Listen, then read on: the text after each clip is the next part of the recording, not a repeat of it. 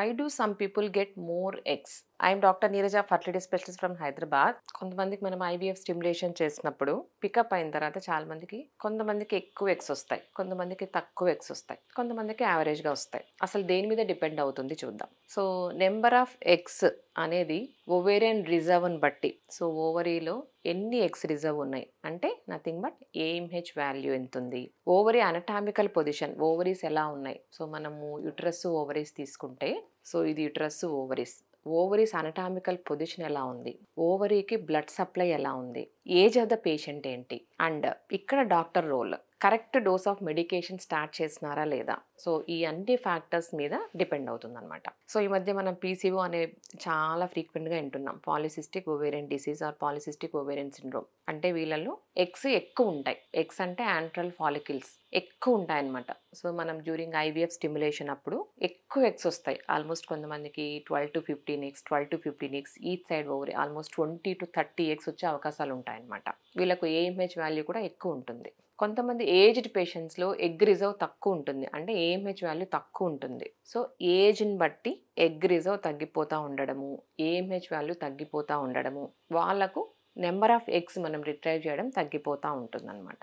ఇంకొంతమంది పేషెంట్స్లో AMH normal ఉన్నా కూడా మనం ప్రొసీజర్ ఎగ్ పికప్ చేసేటప్పుడు ఓవరీస్ యాక్సెసిబుల్గా లేకపోవడము, యుట్రస్లో గడ్డలు ఫైబ్రాయిడ్స్ ఉండడము, లేదు ఏదైనా ప్రీవియస్ ఆపరేషన్ వల్ల యుట్రైన్లో స్కార్ టిష్యూ ఉండడము, పిఐడి వల్ల అడహేషన్స్ ఉండడము, వాటి వల్ల కూడా మనం ఎగ్ పికప్ సరిగా చేయలేక మనము ఎగ్స్ వదిలేస్తూ ఉంటాం. సో అప్పుడు కూడా అలాంటి కండిషన్స్లో కూడా ఎగ్ రిట్రైవల్ తక్కువ ఉంటుందన్నమాట. సో ఇలా మల్టిపుల్ ఫ్యాక్టర్స్ ఉంటాయి. సో అన్నిటికంటే ఇంపార్టెంట్ ఏజ్, యంగ్ ఏజ్లో ఎక్కువ ఎగ్స్ వచ్చే అవకాశాలు ఉంటాయి. సో ఏజ్ అయ్యే కొందికి ఎగ్ రిజర్వ్ తగ్గిపోతుంది కాబట్టి మనం ఎంత డోసు స్టార్ట్ చేసినా కూడా ఎగ్ రిట్రైవల్ తక్కువ ఉంటుంది. సో ఇంకొకటి డోస్, హార్మోనల్ డోస్ అని చెప్పాను నేను. సో మనం ఐవీఎఫ్ ఎప్పుడు స్టార్ట్ చేసినా కూడా standard protocol second day or third day of period అప్పుడు స్కాన్ చేసి ఓవరీస్ పొజిషన్ ఎలా ఉన్నాయి, ఓవరీలో రిజర్వ్ ఎలా ఉంది, ఫాలికల్స్ ఎలా ఉన్నాయి కౌంట్ చేసి దాన్ని బట్టి డోస్ ఫిక్స్ చేస్తాం. సో ఆ డోస్ బట్టి కూడా మనకు egg growth, egg number depend అయి ఉంటుంది అనమాట.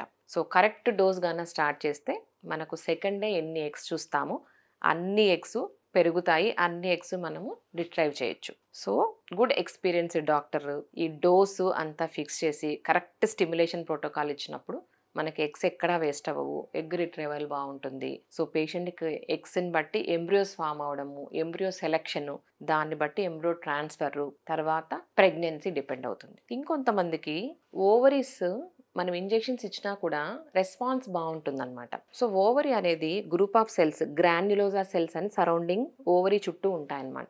దీంట్లో రెసెప్టార్స్ ఉంటాయి. సో మనమైతే ఏదైతే ఇంజెక్షన్స్ ఇస్తామో ఎఫ్ఎస్హెచ్ కానివ్వండి, హెచ్ఎంజీ ఇంజెక్షన్స్ ఇచ్చినప్పుడు ఆ ఇంజెక్షన్స్ ఆ రెసెప్టార్స్ మీద యాక్ట్ చేసి ఎగ్స్ డెవలప్ అవుతాయి. కొంతమందికి ఈ రెసెప్టార్స్ అనేటివి మాల్ ఫంక్షన్ ఉంటుంది. ఏ జీన్ వల్ల రెసెప్టార్స్ ఫామ్ అవుతాయో ఆ జీన్ మ్యూటేషన్స్ వల్ల కూడా ఒక్కొక్కసారి ఇంజెక్షన్స్ ఇచ్చినా కూడా పనిచేయవన్నమాట. సో ఈ జీన్ మ్యూటేషన్స్ మైల్డ్ ఉండొచ్చు, సివియర్ ఉండొచ్చు.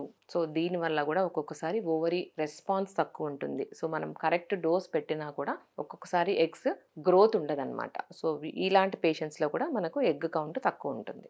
ఓకే.